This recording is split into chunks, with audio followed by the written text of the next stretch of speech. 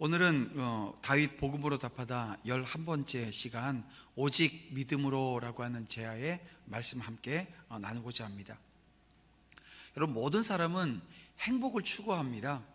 자신이 소망하는 행복을 찾기 위해서 아낌없이 시간과 물질 그리고 열정이라고 하는 것을 쏟으며 살아가는데요, 그렇다면 그들이 그토록 소망하는 참된 소망이라고 하는 게, 여러분, 행복이라고 하는 게 어디에 있을까요? 결론적으로 말씀드리면 진정한 행복은 우리 안에서는 도저히 발견할 수 없는 것이라는 것을 우리는 알아야 됩니다. 그래서 오직 참된 안식의 창조주이신 그리스도 안에서만 찾을 수 있는 것이기에 그분만 참되게 믿고 의지하면, 여러분, 오늘 우리가 만족, 행복, 여러분, 이 모든 것들을 우리가 누릴 수 있게 되어진다는 거예요. 이 사실 오늘 이 본문, 우리가 읽은 이 본문 말씀이 말씀해 주고 있는데요, 여러분 1절 말씀을 보면, 여러분 보세요. 다윗이 노베 가서 제사장 아히멜렉에게 이르렀다라고 하는 기록이 있습니다. 이때 다윗의 모습을 보세요. 자기를 죽이려고 하는 이 사울의 손을 피해서 언제 돌아올지 모르는 이 방랑의 길을 떠나는 그 길 위에 서 있습니다. 제가 지난주에도 말씀드렸지만 이 도망 다니는 이 기간이요, 10년이 훌쩍 넘는 짧은 시간이 아니었습니다. 지금 이 도망가는 이 방랑의 길이 어떻게 될지 모르는 거예요. 우리는 지금 그 모든 과정을 아니까 이 사람이 10년을 넘게 이 도망 다니고 방랑을 생활을 해도 결국 왕이 될 거야 라고 하는 걸 알지만, 지금 요 순간에 있는 이 자리에 있는 다윗의 모습을 한번 기억해 보셔야 합니다. 자신의 가족은 물론이고 그동안 자신의 처지를 이해하고 도와줬던, 여러분, 이 친구 요나단도 이별한 뒤였습니다. 참으로 외롭고 무거운 아주 무서운 시기였을 거라는 거예요. 이제 다윗은 어디로 가야 할지를 모르고 그야말로 앞길이 막막한 상황이었습니다. 그런데 이때 다윗은 당시 하나님께 제사를 지내는 장소로 있었던 제사장들의 성읍, 이 노브로 찾아가게 되어집니다. 자, 왜 그랬을까요? 왜 다윗이 제사장들의 성읍으로 찾아갔을까요?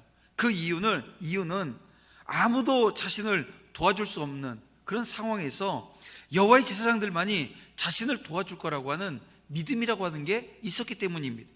즉, 앞길이 막막했던 다윗은 하나님의 뜻을 묻고 도움을 청하고자 하나님 앞으로 나아간 것입니다.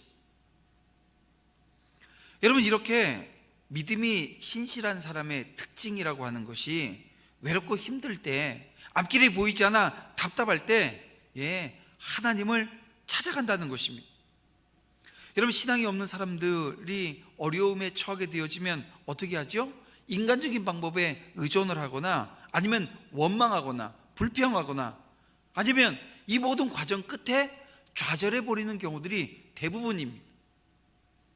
그러나 여러분, 믿음의 사람들은 힘들고 어려울 때 하나님을 더욱 간절히 찾으며 나아갑니다.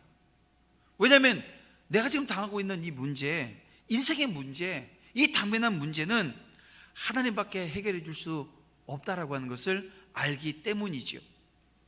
그렇습니다. 우리는 인생을 살아나가면서 도무지 하나님의 뜻을 이해할 수 없는 상황에 처할 때가 있습니다. 너무나도 답답하고 막막하고, 무엇보다도 왜 하나님이 나에게 이런 상황을 처하게 하셨는지 알 수 없어서 괴로울 때가 혹여 있을 수 있습니다. 그러나 그런 모든 아픔이나 마음속에 일어나는 의심 가운데서도 여전히 하나님 앞에 나아가서 모든 것을 아뢰고 물을 때, 여러분, 마귀는 그 상황을 두려워해요. 왜냐하면 우리가 하나님 앞에 엎드리면 두려워하는 건 사단이고 기뻐하시는 분은 하나님이십니다. 믿음은 이처럼 의심과 싸우는 이 과정을 통해서 더욱더 확고해지는 겁니다. 여러분, 의심과 싸워내지 않는 그 자리에 서면 믿음의 성장이라고 하는 건 없는 거예요.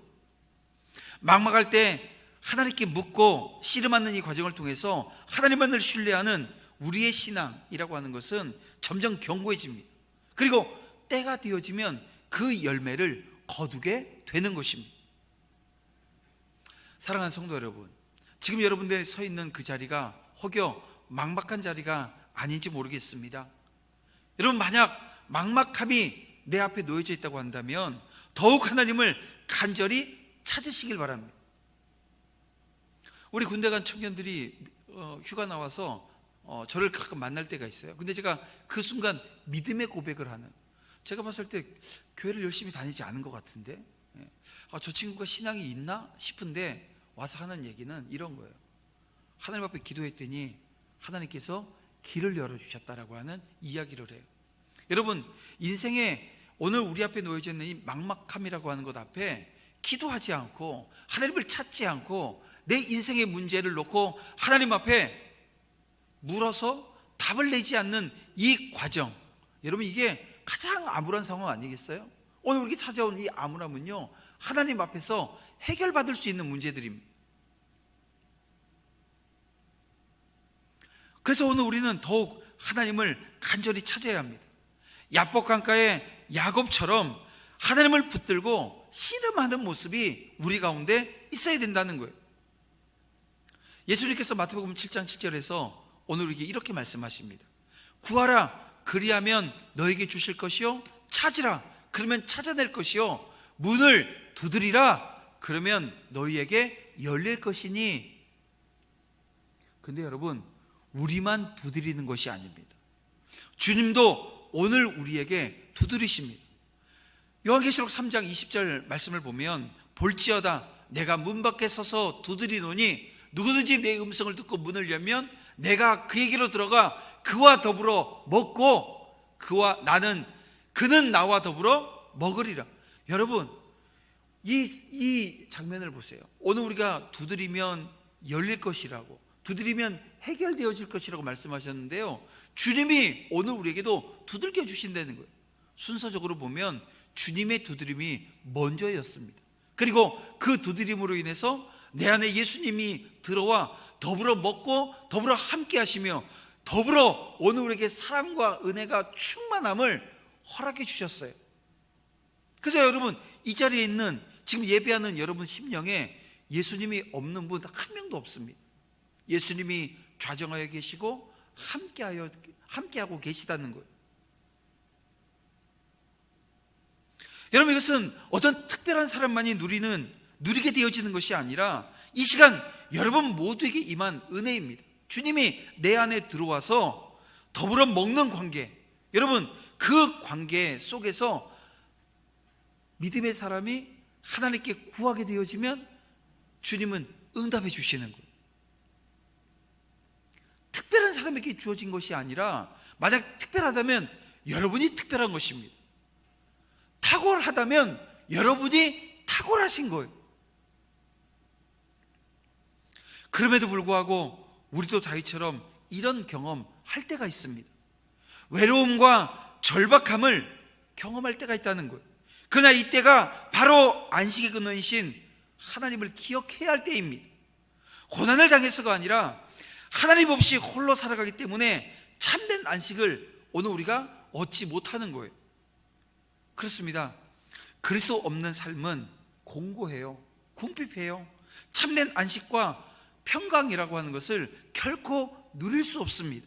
그러니 기쁨이라고 하는 게 오늘 우리 신앙생활에 없지요. 그럼에도 불구하고 현대인들은 참된 안식의 창조주이신 하나님을 떠나 그 안식을 찾으려고 여기저기서 발버둥 치는 모습들을 보게 합니다. 사람들 그 행복을 스스로 발견하기 위해서 물질의 풍요를 추구하고요, 더 높은 지위, 명예를 얻으려고 그 안에서 참된 만족과 행복을 발견하려고 각고의 노력을 기울입니다. 하지만 주님은 이와 같이 해 아래서 하는 모든 수고를 어떻게 규정하세요? 헛되며 헛되고 헛되다고 이야기하십니다. 바람을 잡는 것 같이 모든 것이 다 헛되다고 말씀해 주고 있습니다. 그래서 우리는 다시 말씀을 보아야 합니다. 말씀으로 돌아가야 합니다. 오늘 우리에게 주신 이 말씀, 1절 말씀을 그래서 다시 한번 보면 여러분, 다윗이 노브로 가서 제사장 아히멜렉에게 이르자 아히멜렉이 떨면서 다윗을 영접하여 묻기를 이렇게 묻습니다. 어째여 내가 홀로 있고 함께하는 자가 아무도 없느냐?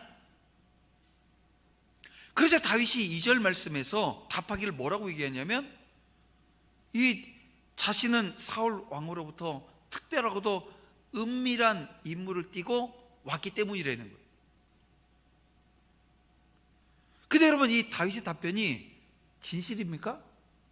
거짓입니다. 다윗이 지금 거짓말을 한 것은 자기가 지금 사울에게 쫓기고 있는 신세라고 하는 것이 알려지게 되어지면 신변의 위협이라고 하는 걸 걱정한 거예요. 예를 들면 도망가고 있는데 왕이 현상금을 딱 걸어놓으면요, 자기가 지금 이게 지금 문제가 생길 거예요. 뭐 이런 생각들을 한 거죠.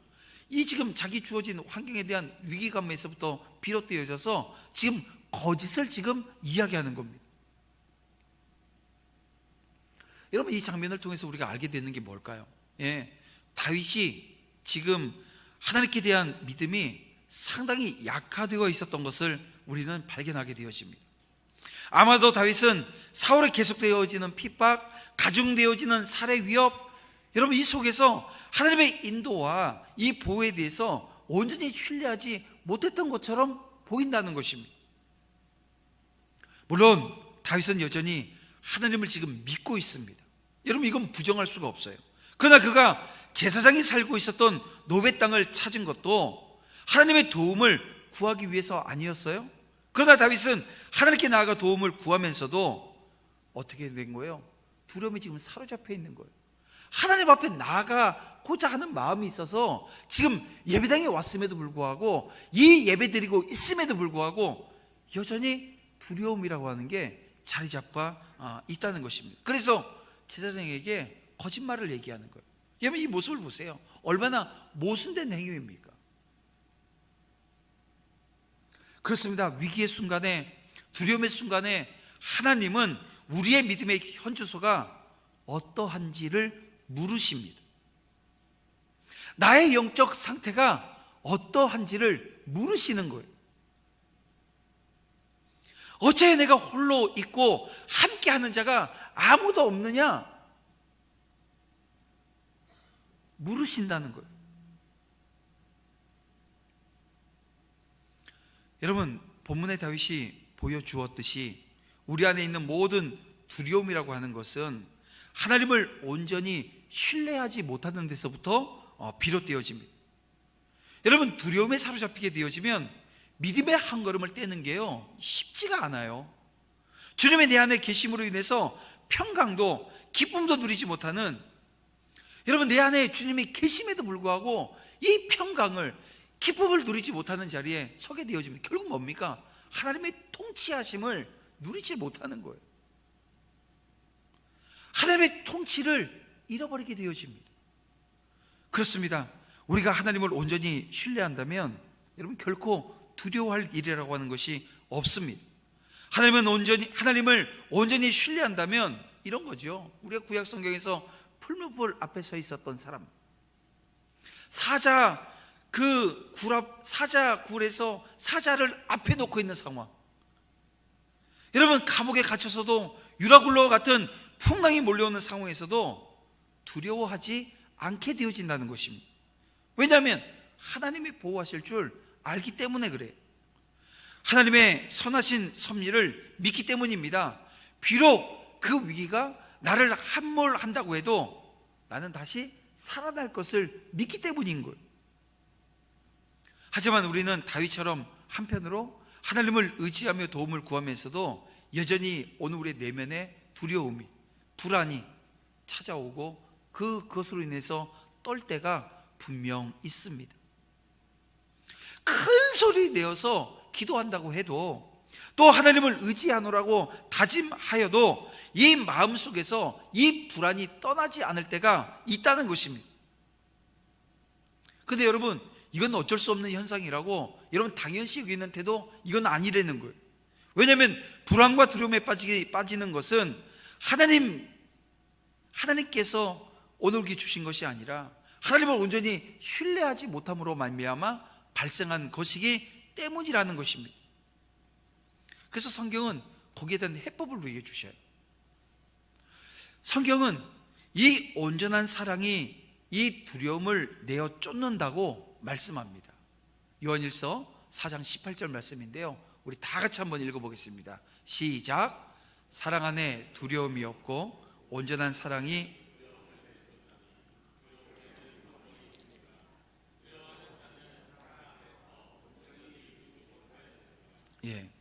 여러분, 이 말씀을 보세요. 온전한 사랑이 두려움을 내쫓나니라고 하는 이 말씀을 역으로 보면, 하나님을 온전히 사랑하지 못하면, 다시 말해서 하나님을 온전히 신뢰하지 못하면 두려울 수밖에, 두려움이 오늘 우리가 찾아왔을 때 그 속에 사로잡힐 수밖에 없다라고 하는 것을 지금 의미하는 겁니다. 지난주에 1912년 그 영국을 떠난 초호화 여객선인 타이타닉호를 배경으로 해서, 그 침몰되어진 사건을 배경으로 해서 상영되어졌던 이 타이타닉이라고 하는 영화가 재개봉되어졌다는 거예요. 저희 애들이 저보고 아버지 그거 봤어요? 봤어. 기억나세요? 기억은 안 나. 가서 또 볼래요? 아니, 또 봐도 나중에 기억하지 못할까, 안 볼 거야. 뭐 이런 얘기를 했는데요, 지금 오늘 말씀 준비하다 보니까 그때가 생각나는 거예요. 이 타이타닉이 그 영화 제목이 생각났다는 거지 내용은 생각이 안 났습니다. 그래서 찾아봤어요. 그랬더니 여기 주인공이 이 짐이라고 하는 청년과 또 누구죠? 잭이라고 하는 청년과 로즈라고 하는 이 청년들이 나와요. 이 잭과 로즈가 유람선을 타고 여행하는 도중에 신분의 차이가 있어요. 둘이 신분의 차이가 있습니다. 그럼에도 불구하고 이 짧은 시간 동안 서로 사랑하게 되어집니다. 그랬던 그들이 타고 있었던 이 배가 알래스카에서 내려왔던 이 빙하와 부딪혀요. 침몰해요. 바다에 빠집니다. 그들은 배의 잔해 속에서 한 조각을 의지해서 구조대원이 오기를 기다리고 있었는데요, 이때 이 잭이 이 차디찬 물속에서 로즈를 이 파편 조각 위에 올려요. 체온이 떨어지는 것을 막아줍니다. 그리고 물속에 있는 잭은 서서히 체온이 떨어지게 되어지고요, 몸이 굳어집니다. 얼굴에서 피가 사라져버리고요, 결국 마침내 힘을 잃게 된 잭은 로즈에게 끝까지 살아남으라고 부탁을 하고 물속으로 가라앉아 버립니다. 여러분, 이게 사랑의 힘 아닙니까? 사랑은요, 무슨 30년 동안 만났다고 사랑하는 건 아닌 것 같아요. 30년이 지나도 여전히 사랑하는 것, 3시간 내도요, 이 30년 사랑보다 더 깊은 사랑이 되어질 수 있는 모습이 이런 겁니다. 그래서 사람과 사람의 사랑이 이런데, 여러분 보세요. 하나님과 오늘 우리의 사랑은 어떤 겁니까? 여러분, 그 사랑은요, 이 지금 타이타닉호에서 이 잭이 로즈를 위해서 자기 목숨을 버리는 거 아니에요? 그런 것처럼 예수 그리스도께서 2000년 전에 이 땅에 육신을 가지고 오셔서 십자가에 죽으셨어요. 그래서 오늘 우리를 향한 사랑이 어떤 것인가, 죽음을 내어놓으면서까지 사랑하신 그 사랑을 우리에게 보여주셨습니다. 증명이 되어졌다는 거예요. 십자가로. 그 사랑은 위대한 것이고 담대하며 모든 것을 내던진 사랑이었습니다. 그러므로 성도 여러분, 오늘 우리 안에 두려움이 있습니까? 이것은 아직 하나님을 온전히 신뢰하지 못하다. 다시 말하면 내 안에 주님이 계시잖아요. 없는 사람 없다고요, 이 자리에. 여러분, 그 사랑이 다시 한번 확증되어져야 되는 거예요. 그 사랑으로 충만해져야 되는 거예요. 그냥 제가 뭐 계속 말씀드리지만 이 컵 안에 찰랑찰랑 넘치는 사랑이 아니고요, 어떻게 해요? 흘러 넘치는 사랑, 더 큰 사랑을 오늘 우리가 경험해야 된다는 것입니다. 그렇게 되어지면 이게 과정이 하나가 생기는데요, 그 과정에 뭐냐면 내가 생각나는 죄가 있게 되어져요. 생각나는 죄가 있어서 회개하게 되어집니다. 하나님께 모든 걸 맡기게 되어집니다. 죽이든지 살든지 하나님을 의지하게 되어지는 자리에 서게 되어집니다. 여러분, 그러면 어떤 상황 속에서도 두려워하지 않고 담대하게 될 것입니다. 풍랑이 있는 이 바다의 배 안에서 이 주무셨던 주님과 같이 오늘 우리 안에 평안이라고 하는 걸 누리게 되어지는 거예요.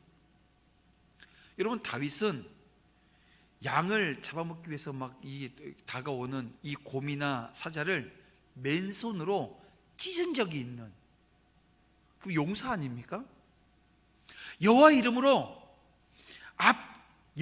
이름을 의지해서 나가서 어떻게 해요? 거인 골리앗을 무찌른 믿음의 용사이기도 했습니다. 그런 그가 목숨을 지금 부지하기 위해서 이렇게 두려워하며 초라한 모습으로 오늘 2절에서도 그렇지만 8절에서 또 거짓말을 또 하거든요. 여기서 우리는 인간이 가지고 있는 이 죄성, 이 타고난 이 죄성 뿐만이 아니라 또 연약한 존재라고 하는 사실을 우리는 배울 수 있습니다. 그렇습니다. 여러분, 이것이 성경이 말하는 인간론, 인간은 어떤 존재인가라고 하는 그 한 국면을 우리에게 보여주고 있는 겁니다. 어느 사람이 굉장히 의로운 것 같지만 그 사람에게 부도덕한 부분이 분명히 보이게 되어집니다. 대단히 용기 있는 사람처럼 보이는데요, 또 어떻게 한편 이쪽으로 보게 되면 비굴하고 야비한 모습을 보이기도 하는 것, 이게 여러분 인간인 겁니다. 왜 그런지 아십니까? 어디에 특별한 이유가 있는 것이 아니라 인간이라고 하는 이 본래 그 자체가 그런 거예요. 아담의 범죄로 말미암아 어느 한 부분이 아니라 총체적으로 연약한 존재가 되어진 것, 그게 바로 인간입니다. 이것이 평상시에는 잘 나타나지 않아요. 근데 결정적인 순간에 여러분, 인간의 이 모습이 급전직하 되어지는 모습으로 나타나게 되어진다는 것입니다. 그래서 예레미야서를 보게 되어지면요, 예레미야 9장 23절을 보게 되어지면 이런 말씀이 있습니다. 지혜로운 자는 그 지혜를 자랑하지 말래요. 용사는 그 용맹을 자랑하지 말라고 이야기합니다. 여러분, 부자는 그 부함을 자랑하지 말라는 거예요. 그럼 뭘 자랑해야 되냐고요? 24절 말씀을 보니까요, 곧 명철하여 나를 아는 것, 여호와를 아는 것을 자랑하라고 말씀하고 있습니다. 여러분, 이 말씀을 신약적인 용어, 개념으로 말하면 무엇입니까? 바로 예수 그리스도를 아는 걸 자랑하라는 거예요. 십자가 복음을 자랑하라는 거예요. 여러분, 나를 위해서 죽으신 그 십자가, 그 주님이 나를 사랑하신 그 사랑을 자랑하는 자리에 서라고 지금 말씀하는 것 아닙니까? 왜입니까? 예수님께서 오늘 우리의 연약함을 고치시는 분이시고 그것을 위해서 십자가에 죽으신 분이시기 때문에 그렇습니다. 그래서 여러분, 이 예수를 믿는 우리를 가리켜 사도 바울이 뭐라고 말씀해요? 고린도후서 6장 9절 10절 말씀을 보면 이렇게 말씀합니다.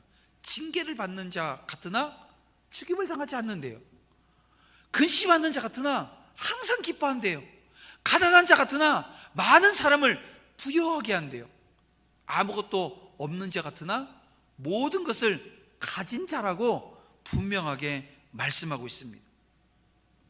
이 말씀의 의미 여러분 아시지요? 그렇습니다. 일생 동안 주 예수 그리스도만을 온전히 의지함으로 이 연약함을 고침받고 어떻게 됐다는 거예요? 강한 성도가 되어진다는 거예요. 승리하는 성도로 거듭나게 되어진다는 것입니다. 여러분, 그 은혜가, 그 축복이 저와 여러분의 삶 가운데 넘치기를 주님의 이름으로 축원함을 드립니다. 그렇게 되어질 때 어떤 게 주어질까요? 은혜가 주어지는 거예요. 자, 오늘 본문 6절에 보면 제사장 아히멜렉이 먹을 것을 구하는 다윗의 요청을 듣고 그에게 거룩한 떡을 주게 되어집니다.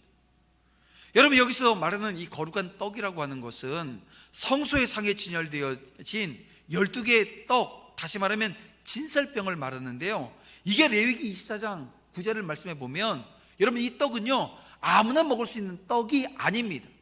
제사장 말고는 먹어서는 안 되는 떡이에요. 제사장 이외 사람이 먹으면 안 되는, 금지되어져 있는 상황입니다. 그런데 이 아히멜렉이 이 제사장들만 먹어야 되는 이 떡을 다윗에게 줘요. 금지된 떡인데 이 떡을 다윗과 그 일행을 위해서 내어줍니다. 이 장면만 보면 아히멜렉은 뭐예요?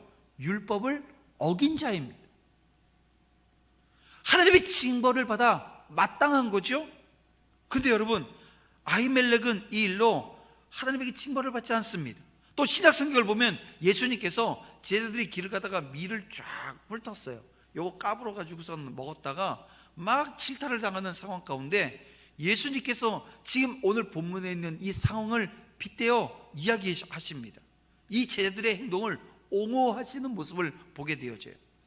다시 말하면 예수님께서 아히멜렉이 이 다윗의 진설병을 주워 먹게 한 것에 대해서 아무런 문제 제기하지 않으시고요, 오히려 정당한 것으로 인정하십니다. 더 나아가서 예수님은 율법의 조항을 이용해서 제자들을 정죄하던 이 바리새인들을 향해서 뭐라고 말씀하시냐 하면, 여러분 마태복음 12장 7절인데요, 제가 읽어드릴게요.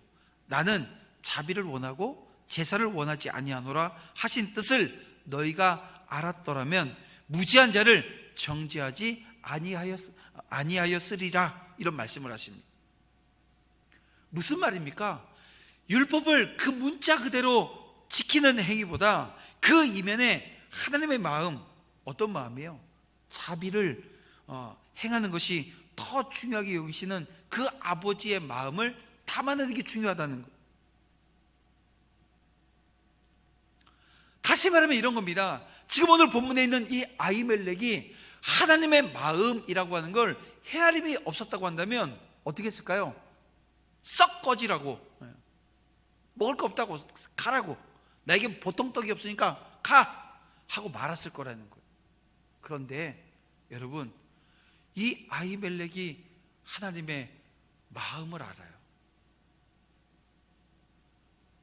아히멜렉에게 하나님의 마음이 그에게 있는 거예요.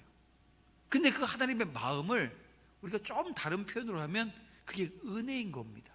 여러분, 하나님의 마음에 은혜가 없으면, 그 은혜로 비롯되어진 긍휼이 없으면 우리 지금 이 시간 우리가 예배할 수 있습니까?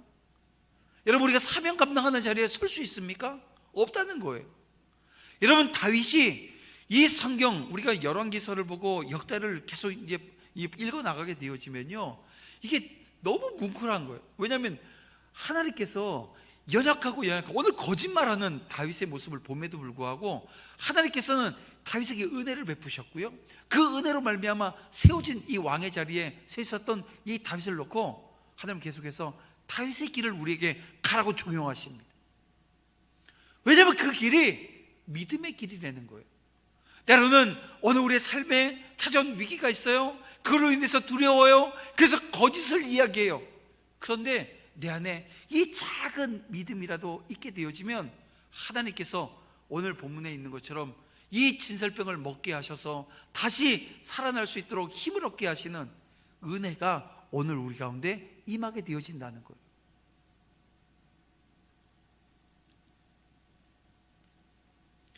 말씀 이면에 숨겨진 참 뜻을 발견하는 것, 이것도 큰 은혜인데요, 그 은혜를 내가 담아내는 거예요. 그리고 삶의 자리에서 오늘 이 교회 공동체 안에서 그 모습을 드러내는 거예요. 여러분, 그 은혜의 자리에 저와 여러분 설 수 있기를 원합니다. 다윗은 제사장만이 먹을 수 있는 거룩한 떡을 오직 하나님의 은혜로 취했다라고 하는 것, 그리고 오늘 저와 여러분에게도 그 은혜가 동일하게 있음을 여러분 믿으시길 바랍니다. 믿고 나아가면 하나님이 오늘 우리 앞에 놓여진 그 두려움이라고 하는 환경을 제거해 주셔요. 여러분, 그 놀라운 은혜가 여러분의 삶 가운데 주어지길 원합니다. 그리고 다윗이 또 요구하죠. 무기 없냐고. 여러분, 우리가 할 수 있는 것이 무엇입니까? 바로 믿음을 지키는 것입니다. 믿음을 지키기 위해서 무엇을 할 수 있습니까? 다윗을 보세요. 거룩한 떡을 취한 다윗은 이제 제사장에게 무기를 구합니다. 바로 그런 것입니다.